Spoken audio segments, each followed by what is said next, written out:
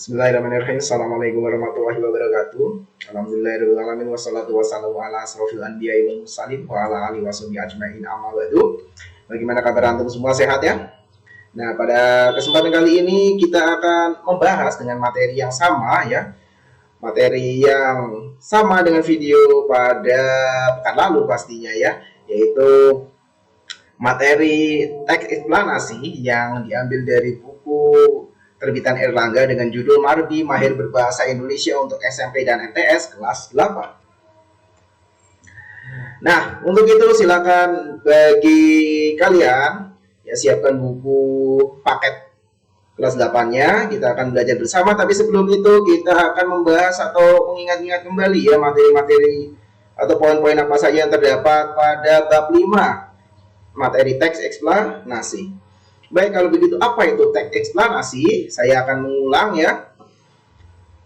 Yaitu teks yang berisi penjelasan-penjelasan tentang proses mengapa dan bagaimana suatu fenomena alam terjadi, mengapa dan bagaimana atau sebab akibat, yang memuat informasi berdasarkan fakta dan informasi keilmuan atau sains. Ciri-cirinya antara lain teks eksplanasi terdiri dari 3 unsur, yaitu pernyataan ya, bukan pertanyaan, tapi pernyataan umum, sebab akibat, dan interpretasi.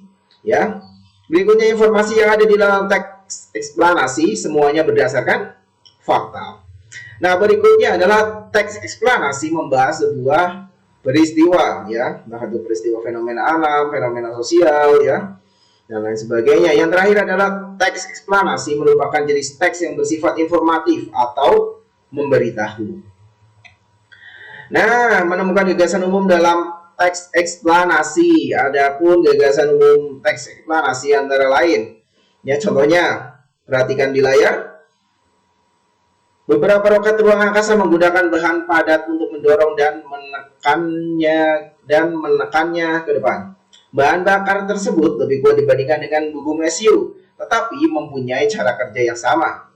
Sebagian besar pesawat luar angkasa menggunakan bahan bakar cair. Bahan ini lebih serbaguna daripada bahan padat. Nah, gagasan umum yang terdapat dalam teks yang ada di layar kalian semua, yaitu yang di garis bawahi yang terdapat pada awal paragraf, kalimat yang terdapat pada awal paragraf. Ya, beberapa roket ruang angkasa menggunakan bahan padat untuk mendorong dan menekannya ke depan. Kenapa bisa seperti itu? Karena kalimat yang terdapat pada awal paragraf ini di dalamnya mengandung inti, ya, inti atau pokok pembahasan, yaitu apa yang dibahas?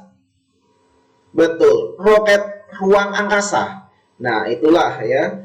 Nah, kata kuncinya di situ, di roket ruang angkasa. Ya. Nah, bagaimana cara menentukan gagasan umum ini? Nah, kalian harus membaca paragraf demi paragraf yang terdapat pada teks eksplanasi secara intensif, secara teliti, dan pastinya secara menyeluruh. Jangan di skip-skip atau baca satu kalimat setelah itu lompat ke kalimat ketiga, tidak bisa ya, harus berurutan.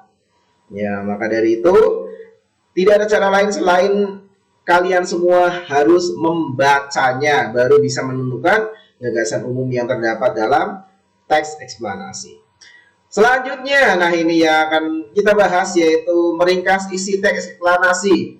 Adapun meringkas, cara meringkas itu ya, caranya bagaimana? Yang pertama adalah membaca teks secara intensif. Ya, membaca teks secara intensif, berurutan, tidak lompat-lompat, dan pastinya harus teliti. Berikutnya, mencatat gagasan umum atau pokok pikiran dalam tiap paragraf. Nah, mencatat gagasan umum ini atau pokok pikiran, setelah kalian membaca secara intensif, kalian mencatat poin ya atau pokok pikiran yang terdapat dalam tiap paragraf yang terdapat pada teks eksplanasi.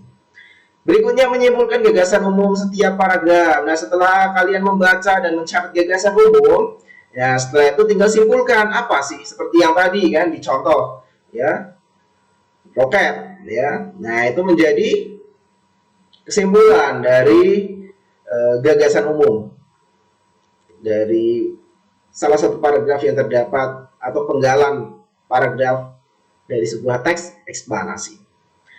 Yang terakhir adalah menyusun atau menuliskan gagasan umum teks menjadi paragraf sesuai pemahaman. Nah, setelah kalian menemukan gagasan umum pada tiap paragraf yang terdapat dalam teks eksplanasi, kalian susun dulu ya, diurutkan dari paragraf 1 ya, apa gagasan umumnya, paragraf 2 apa, paragraf 3 apa, sampai seterusnya. Misalnya ada 8 paragraf, berarti ada 8 gagasan umum. Setelah itu kalian simpulkan atau susun ya gagasan umum tersebut menjadi sebuah paragraf dengan bahasa kalian sendiri ya, tetap menggunakan bahasa Indonesia. Maksudnya menuliskannya ya dengan kata-kata kalian sendiri, begitu, sesuai pemahaman kalian sendiri. Jadi tidak harus sama persis seperti yang ada di buku, karena belajar bahasa Indonesia berarti kita sedang belajar untuk kreatif. Selanjutnya, struktur teks eksplanasi yang terdiri, yang pertama adalah identifikasi fenomena. Nah, apa sih itu identifikasi fenomena? Ada yang tahu? Ya, sudah kuduga. Belum ada yang tahu. Baik, kalau begitu akan saya sampaikan ya identifikasi fenomena. Ya, simak dan catat, siapkan buku catatan. Baik, identifikasi fenomena yaitu mengidentifikasi sesuatu yang akan diterangkan. Nah, kira-kira kalian ini akan mengidentifikasi fenomena apa? Fenomena alam misalnya, banjir atau tanah longsor. Ya, nah di situ kalian identifikasi. Ya, cari tahu tentang informasi seputar tanah longsor atau banjir gitu kan. Nah, berikutnya penggambaran rangkaian kejadian. Nah, penggambaran rangkaian kejadian sebagai perincian atas kejadian yang relevan dengan identifikasi fenomena. Nah, penggambaran rangkaian kejadian ini ibaratnya urutan kejadian ya. Jadi kejadian itu diurutkan ya sesuai dengan keterangan yang didapat. Ya, misalnya antum jadi wartawan, kalian jadi wartawan misalnya ya. Nah, di situ kalian menanyakan itu kepada misalnya saksi korban gitu kan. Orang yang melihat itu, orang yang tinggal di sekitar banjir atau orang yang mengalami dampak banjir ya. Nah, kalian tanya, diurutkan rangkaiannya seperti apa sih? Kenapa bisa banjir? Nah, dijelaskan tuh apakah banjir itu karena tersumbatnya saluran atau apa bahasanya, pintu ya, pintu sungai ya. Iya, kalau di kota besar ada BKT ya, banjir kanal timur, banjir kanal barat. Nah itu ya, biasanya tersumbat tuh airnya meluap jadi banjir. Nah diurutkan tuh ya kan rangkaian kejadiannya dari waktunya ya kan, misalnya dari pagi hari sampai malam hari, dijelaskan jamnya ya, misalnya dari pukul 07.00 sampai 23.00. Nah begitu ya, diurutkan secara rinci, secara jelas. Yang terakhir adalah ulasan. Apa itu ulasan ya? Ulasan merupakan komentar ya, komentar ini bisa didapat dari pakar ahli, misalnya ahli dalam bidang tata kelola perkotaan ya, atau tata perkotaan ya. Nanti dicari tahu tentang penyebab banjir yang terjadi di ibu kota misalnya ya, ibu kota tiap provinsi, di kota-kota besar. Nah itu biasanya diambil ulasan atau komentar atau keterangan dari para pakar. Baik, setelah itu kaidah kebahasaan dalam teks eksplanasi menggunakan yang pertama ya, simak ya. Yang pertama menggunakan kata kerja tindakan. Apa itu kata kerja tindakan? Ada yang tahu kata kerja tindakan? Oke. Jika belum ada yang tahu, sekaligus ini akan menjadi pekerjaan rumah buat kalian ya. Nanti sih akan saya buatkan info lanjutan untuk tugas ini, yaitu mencari kata kerja tindakan pada teks eksplanasi. Nah, selanjutnya menggunakan konjungsi yang menunjukkan waktu. Oke, kita akan membahas tentang konjungsi. Sebelumnya kita sudah pernah membahas ya tentang konjungsi ya. Ya, materinya apa? Iya, seperti dugaan, kalian lupa lagi. Oke, konjungsi yang menunjukkan waktu. Tapi sebelumnya, konjungsi itu apa? Masih ingat ya? Ya, kata hubung. Ya, kata hubung. Nah, konjungsi yang menunjukkan waktu, contohnya kemudian, lalu, setelah itu, dan pada akhirnya. Catat ya di buku catatan. Kemudian, lalu, setelah itu, dan apa satu lagi? Pada akhirnya. Berikutnya menggunakan konjungsi sebab akibat. Nah, ini konjungsi sebab akibat. Contohnya apa contohnya? Apa ini? Konjungsi sebab akibat itu apa bahasa lainnya ya? Ada yang tahu? Konjungsi kausalitas ya. Contohnya apa? Karena, sebab, ya. Oleh sebab itu, oleh karena itu, sehingga. Nah, itu ya contoh dari konjungsi sebab akibat atau kausalitas. Berikutnya menggunakan kata benda yang merujuk pada jenis fenomena. Oke, kita akan belajar tentang kata benda. Kata benda ini sebenarnya sudah kalian pelajari pada saat kelas 7. Ya. Kata benda. Namun seperti harapan saya ya, pasti kalian lupa ya pastinya ya. Oke, kalau begitu kita ingat-ingat kembali bagi yang lupa ya. Nah, yang dimaksud itu apa? Kata benda yang merujuk pada jenis fenomena. Misalnya apa? Ada yang tahu? Itu juga akan menjadi tugas ya. Jadi ada 3 tadi ya. Apa saja? Mencari kata kerja tindakan. Terus kata benda, dan satu lagi, perlu ya ini dibuat tugas? Atau cukup 2 saja?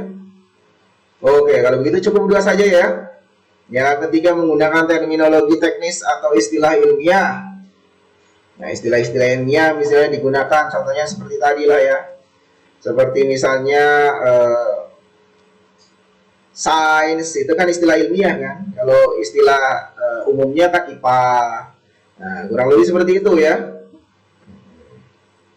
Baik, kalau begitu sekaligus video ini akan upload atau saya upload ketika pembelajaran ya, saat pembelajaran maksudnya sesuai jadwal dari kelas masing-masing. Dan jangan lupa ya, tugasnya menemukan kata kerja tindakan ya. Kalian cari tahu tentang kata kerja tindakan, contohnya apa saja yang terdapat dalam teks eksplanasi, plus satu lagi kata benda yang merujuk pada jenis fenomena. Nah, itu 2 itu ya. Nanti pengumpulannya silakan bisa lewat Telegram. Ya, yang mengumpulkan sekaligus akan mendapatkan nilai plus dan juga sebagai absensi. Baik, kalau begitu. Langkah-langkah menulis teks eksplanasi. Adapun langkah-langkahnya terdapat 5 langkah pastinya ya. Simak di layar. Yang pertama, mendata peristiwa di sekitar lingkungan atau di lingkungan sekitar. Misalnya peristiwa apa yang sering terjadi akhir-akhir ini? Apa banjir bandang misalnya ya? Banjir bandang. Peristiwanya banjir bandang. Lalu diamati peristiwa tersebut. Banjirnya diamati ya. Apa yang menyebabkan banjir itu? Latar belakangnya apa?